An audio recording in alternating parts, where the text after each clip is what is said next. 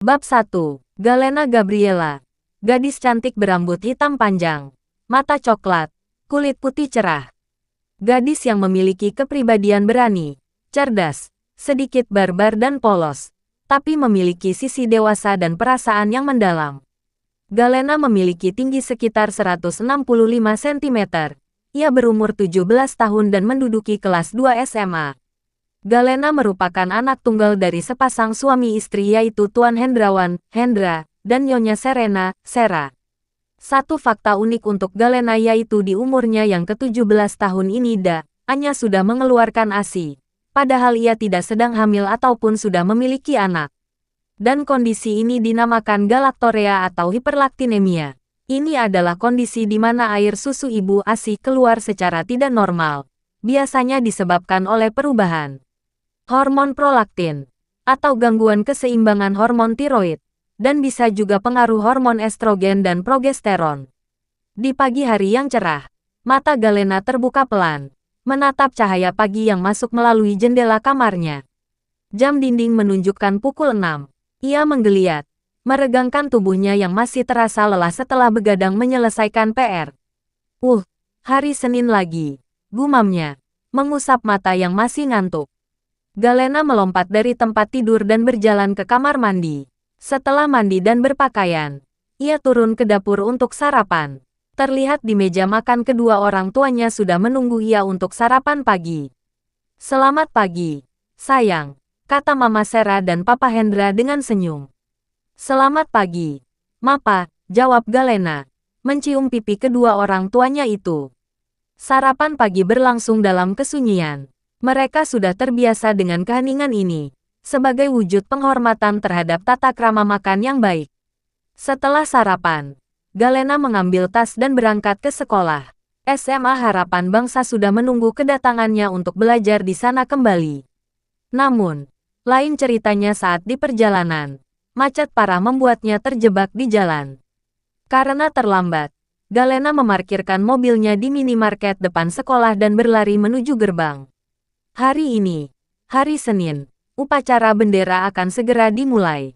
Saat di gerbang, Galena melihat Dava, ketua OSIS tampan dengan mata biru dingin. Dava atau bernama lengkap Davandra Alexandrius, pemuda tampan berembut pendek hitam, mata biru, kulit putih bersih, dan tinggi 185 cm. Ia sekarang menjabat sebagai ketua OSIS di SMA Harapan Bangsa. Di usianya yang ke-18 tahun, ia sekarang menduduki bangku kelas 3 SMA. Ia memiliki kepribadian dingin kepada orang-orang luar, dan hangat serta manja kepada keluarganya. Mungkin ia juga akan bersikap posesif kepada pasangannya. Oke, back to topic. Mungkin ia sedang menunggu murid-murid terlambat seperti Galena ini. "Maaf, Kak," katanya kepada Dava yang melihat ke arahnya. "Kamu terlambat 7 menit, kata Dava dengan suara tidak ramah. "Ikut upacara di depan, dan jangan kabur," ucap Dava mempersilahkan Galena masuk, dan terlihat di sana cukup banyak siswa-siswi yang terlambat juga. Yang dimaksud upacara di depan bukan upacara di depan murid-murid, tapi upacara di depan lobi yang juga ada tiang bendera beserta petugas bendera di sana. Sedangkan untuk tempat upacara yang aslinya ada di dalam, melewati lobi baru di sana ada lapangan upacara yang aslinya.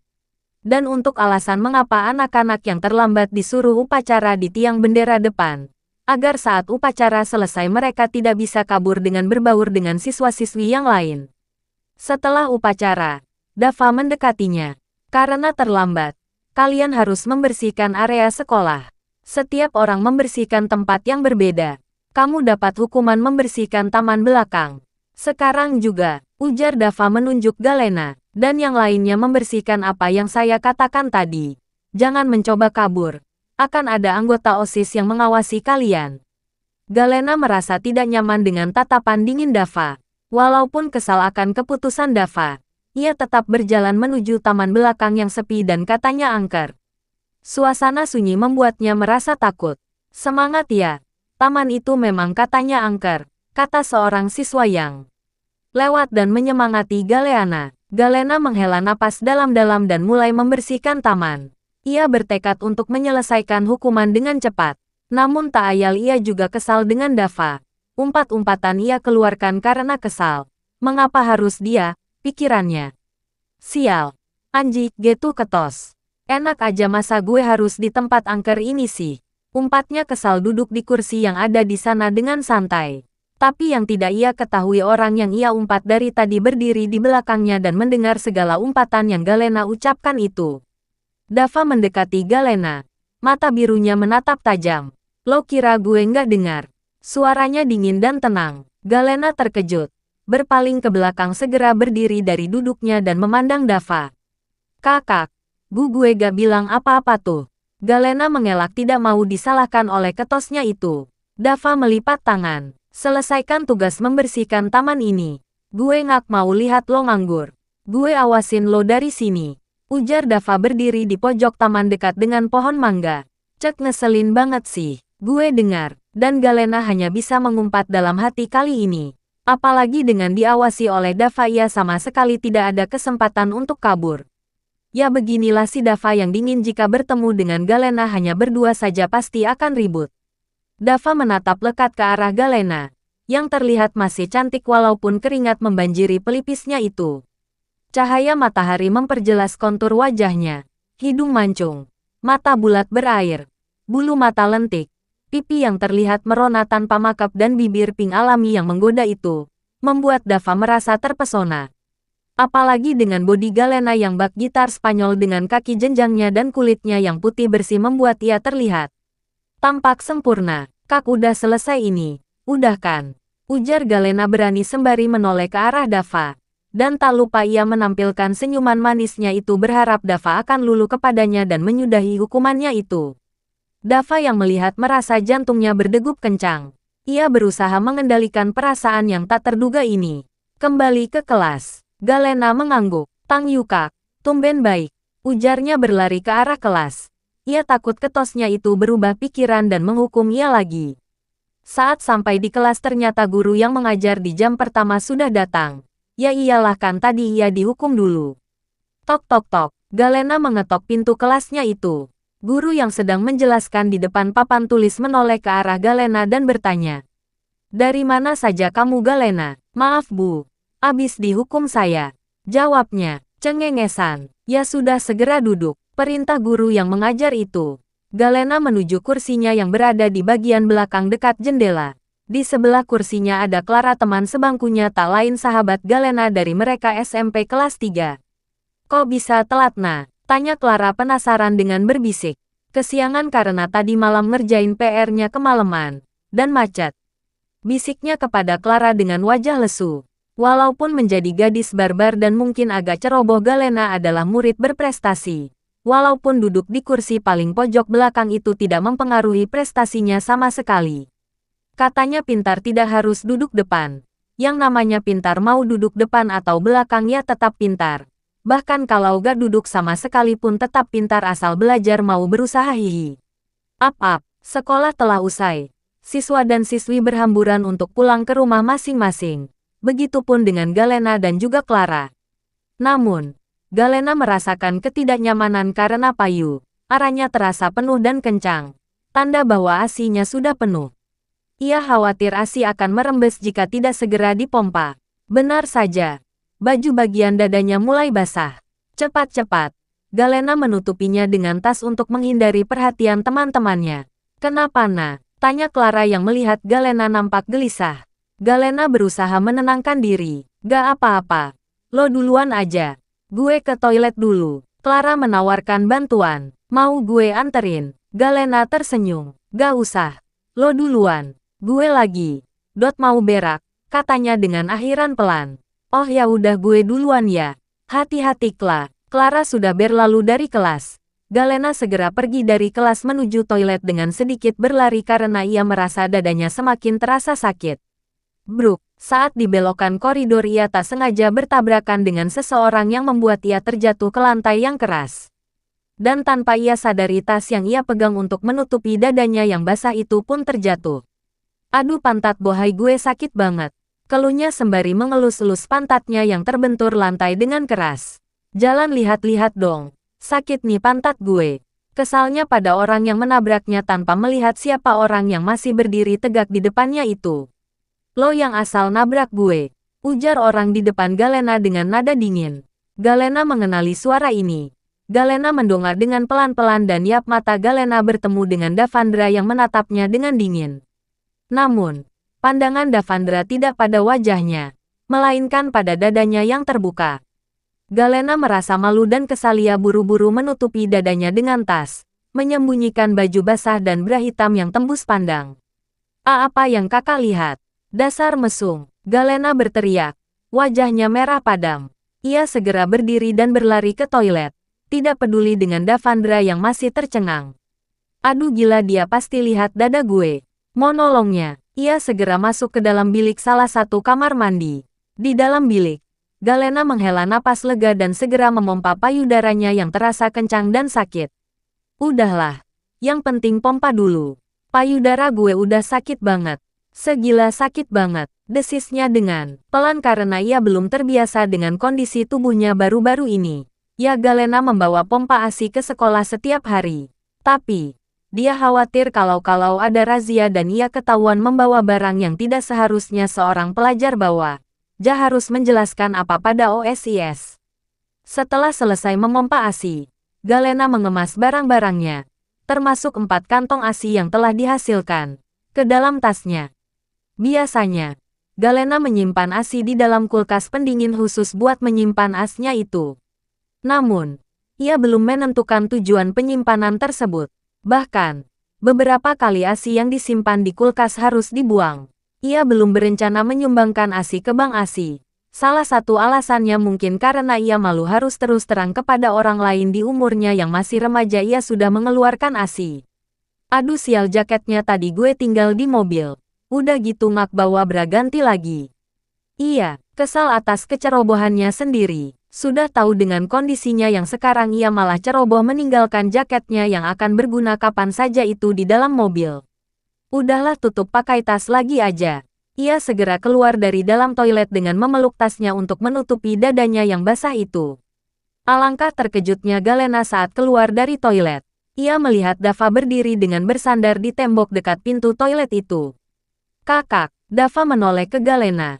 Tatapan mereka bertemu namun Dava melirik ke arah tangan Galena yang memeluk tasnya itu.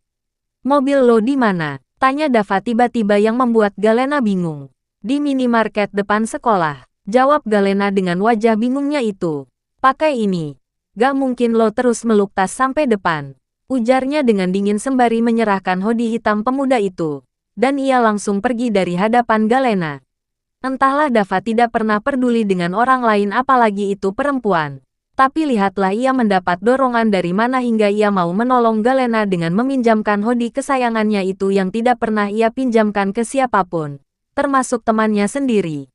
Galena menerima hoodie itu dengan bingung. Hah, dia minjemin gue ini hoodie. Galena sekarang tampak seperti orang bodoh. Ya udahlah, daripada meluk tas terus malah bikin curiga orang. Tumben ketos nyebelin itu baik sama gue. Galena masuk lagi ke dalam toilet untuk memakai hoodie itu. Sedangkan Dava kini telah sampai di parkiran. Terlihat dua temannya sedang menunggu ia untuk pulang. Lama banget Dav, ngapain aja? Tanya Alvin, salah satu teman Dava. Toilet, jawabnya singkat. Hah, toilet ngapain? Tanya Raka ngak jelas. Lo kalau ke toilet biasanya ngapain? Makankah atau minum? Ujar Alvin yang geregetan sendiri dengan temannya yang satu itu. Ya buang air lah. Raka, itu lo tahu. Alvin, cabut. Ujar Dava segera menaiki motornya dan diikuti oleh kedua temannya itu. Mereka segera meninggalkan parkiran SMA Harapan Bangsa untuk pulang. Sedangkan Galena di dalam toilet ia sudah memakai hoodie hitam yang nampak kebesaran itu.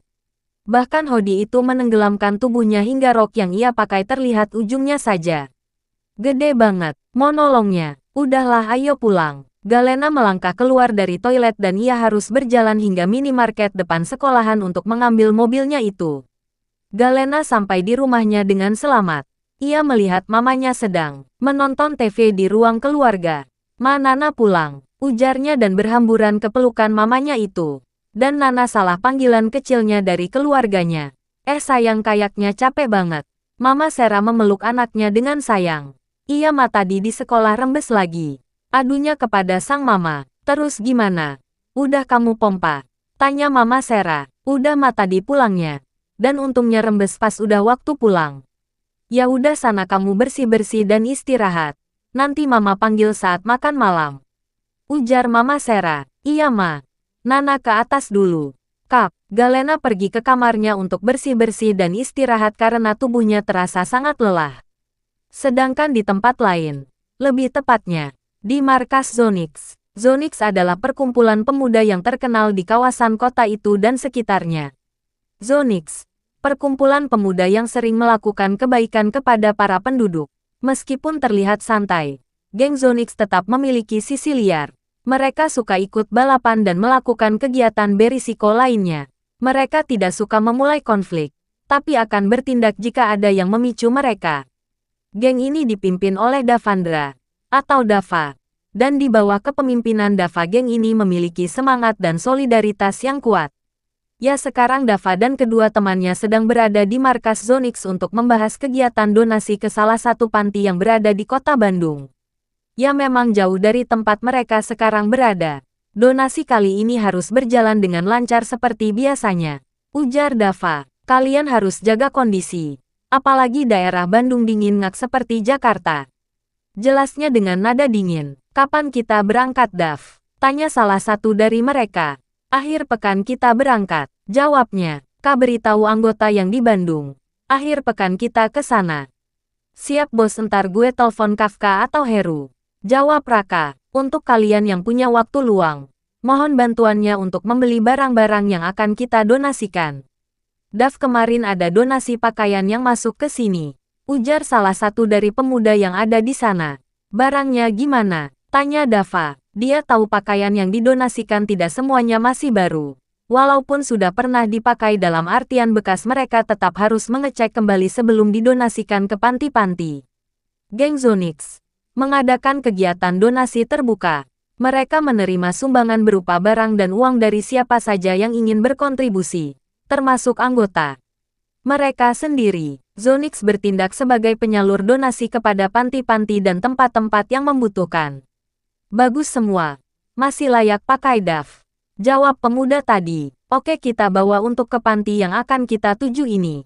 Ujarnya. Rapat kali ini selesai. Kalian boleh bubar. Ujarnya dan semua orang bubar, tinggal mereka bertiga di dalam ruangan itu. Karena yang lain ada yang pergi membeli barang-barang. Geng Zonix hanya berisi sekitar 350-an anggota, itu pun hanya di daerah Jakarta. Sedangkan di daerah lainnya juga ada beberapa anggota. Tidak semua anggota masih bersekolah.